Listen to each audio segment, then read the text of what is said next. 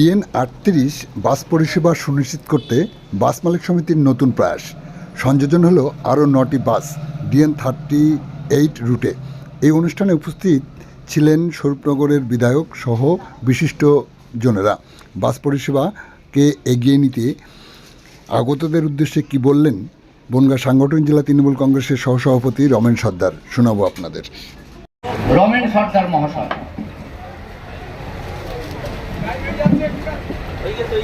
প্রিয় সঞ্চালক আবেদ সাহেব, এখানে আমাদের উত্তর চব্বিশ পরগনা জেলার সহকারী সভাধিপতি, আমাদের জনপ্রিয় বিধায়ক তিনবারের শ্রীমতী বীণা মণ্ডল মহোদয়া, তিনি উদ্বোধন করবেন। একটু আগেই বাপি, আমার অত্যন্ত স্নেহের বাপি বিশ্বাস, প্রথম বিশ্বাস বলেছে, জিয়াউর রহমান বলেছে, আমির সাহেব আছেন, মোশাররফ আছেন, সুশান্ত আছেন, আরো অনেক আমাদের বালকি হাই স্কুলের ইউনুস হাসান সভাপতি উপস্থিত আছেন, আরো কোভিড থেকে শুরু করে অন্যান্য রোগী থেকে শুরু করে অনেক মানুষ, এবং আপনারা সকলেই উপস্থিত আছেন। বক্তব্য রাখার খুব বেশি অবকাশ নেই, কারণ এখনই গাড়ি ছাড়তে হবে। শুধুমাত্র একটা কথা বলতে চাই যে স্বরূপনগরের বুকে একটা সময় 3টে রুট নিয়ে এই বাস পরিচালিত হতো।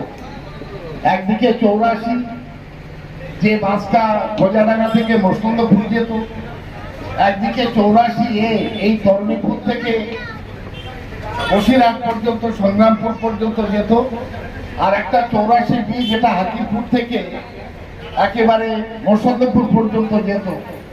এই 3টে রুট যখন আমরা অত্যন্ত বয়স কম, তৎকালীন যুবক, আমরা দেখেছি যে অনেক সেই রুটে যারা শ্রমিকবৃন্দ ছিলেন, কন্ডাক্টর এবং হেল্পার, ড্রাইভার, তারা আজকে এর মধ্যেও আমি অনেককে দেখতে পাচ্ছি যে তারাও সেই সময় ছিলেন।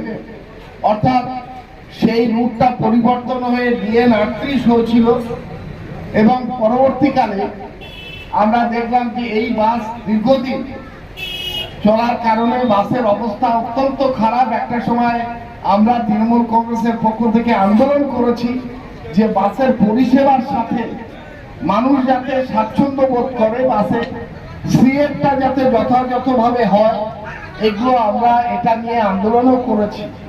এখানে অনেক শ্রমিকবৃন্দ আছেন, তারা জানেন যে আমাদের সেই আন্দোলনের কথা।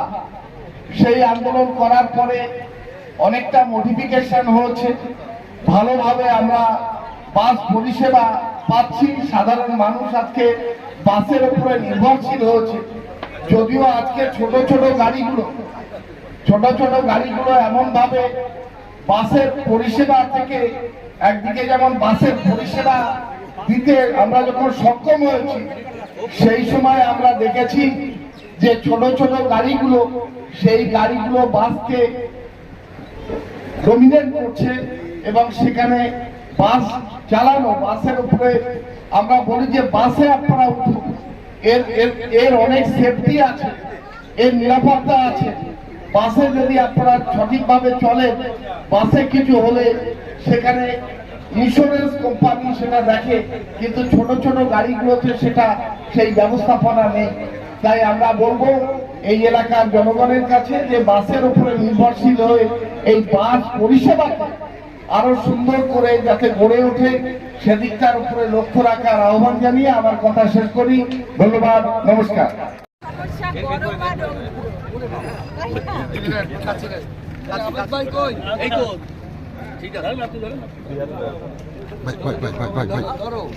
দুই হাত দিয়ে ধরতে